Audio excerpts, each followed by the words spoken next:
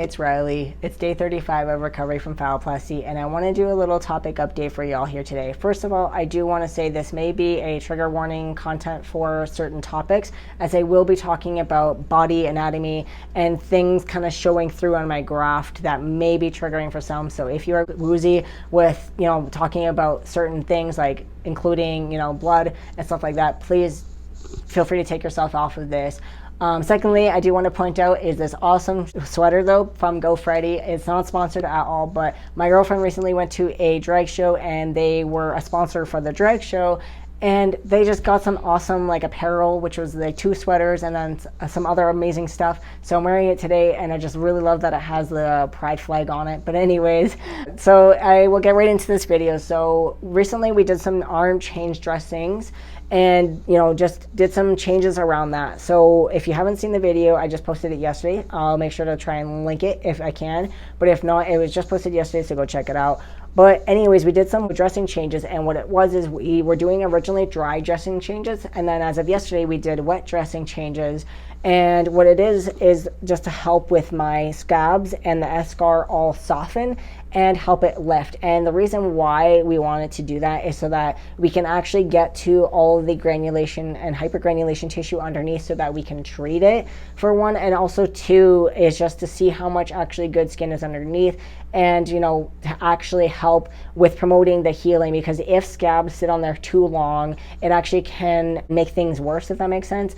So with doing this treatments and doing these changes, it will actually help to promote the healing instead of stunting it and making things worse. So with that though, and with the way that we've seen things progress, I noticed something recently, and this was actually before the scabbing started to come off with the wet dressing. So about maybe 2 or 3 days ago, on the bottom here, so there's actually one large scab that comes down this side of my arm. It started to kind of come off, and I noticed it was kind of getting goopy, kind of with what it was looking on this side, but slightly different. And I was kind of okay, whatever, it's maybe just ready to come off. But when it did end up coming off, I noticed that it actually looked like there was tendon underneath it. So I wasn't 100% sure, but more of the scab came off, and I'm okay, this is almost 99% sure at this point. I reached out to a couple people on a trans group that I know on phalloplasty groups, and I also reached out to my surgeon, but hasn't really contacted and got back to me. Also reached out to my care nurses and also the people that are going to be dealing with my urology stuff. So I've reached out to everybody who deals with my hair right now and notified them that this could be something. So they're coming to see me tomorrow, and also I end up still seeing my regular doctor on Thursday as well. So they'll kind of be able to see it in person, be able to actually say yes or no. But at this point, it's almost very, very clear just from the guys that I've been able to get a hold of and talk to about their issues around this, or if they've encountered this, and they sent me pictures, and I'm it looks exactly like what they sent me. And and I just kind of just see the lines, and so it's just really weird to explain, but I'm almost 100% sure at this point. So basically it's just right down here at the bottom, at the base of the one scab that's on the back here. And what happens from here is, if it is a tendon, one, we have to care for it differently. Two, if it is going to continue to stay exposed for a certain period of time, we don't want that. So I may actually have to get another graft done on just that one part of the arm. This, I don't think I'm going to need another graft. I really hope not, but again, I'll keep you all up to date. This though, I definitely will, if it doesn't end up getting fixed or corrected in a certain amount of time, just because we don't want that tendon to be exposed or get infected or anything like that, because it could cause major complications down the road and mean that that tendon, if it gets infected, could start being eaten away by the bacteria, by the infection itself. So we don't want that. So again, whatever happens, if this is actually a tendon, or if it's not, I'll keep you all up to date.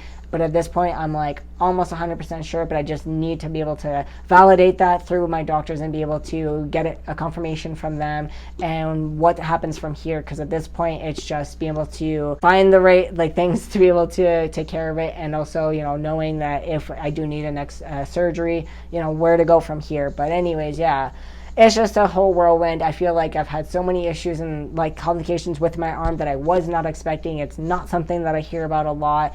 And there's just so many things that keep popping up. At this point, I made a video that I've had already about 10 complications, and that's a lot. And then just things at this point, I'm like, I'm a month out. Can it just get better already? I'm literally over just having to deal with all this. But as well, I know it takes time. I know it's not going to be just a day and be done. But I just want things to start turning around and getting better. And I know it will. It's just that it's just frustrating, I guess, at this point, just having things continue to pop up. But overall, I'm doing good. As you can tell, I'm actually standing up in this video today. We went out and did some errands, and I wanted to get this video in while I'm actually standing up, and so that that I can do this, I can stand up, I can go out, but it's just very limited on the time that I'm supposed to be doing that. And as well, because I'm basically supposed to be air drying for a lot of the day and having to have things propped up and not be, hanging for too long because of swelling and still healing and whatnot. So, but anyways, yeah,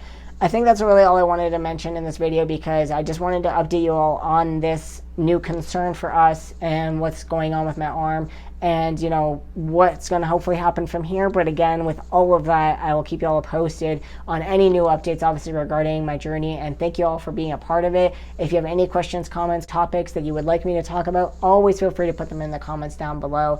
And as well, as I always mention, there is going to be a Linktree link in my description and in my bio if you would like to go and check that out, as it will give you access to my Amazon wish list and the recovery tip option if you would like to help support me in that way. But also, it gives you access to all my other social media platforms if you would like to follow on this journey and be a part of this process as a whole, because I do post on other social media sites and stuff like that as well.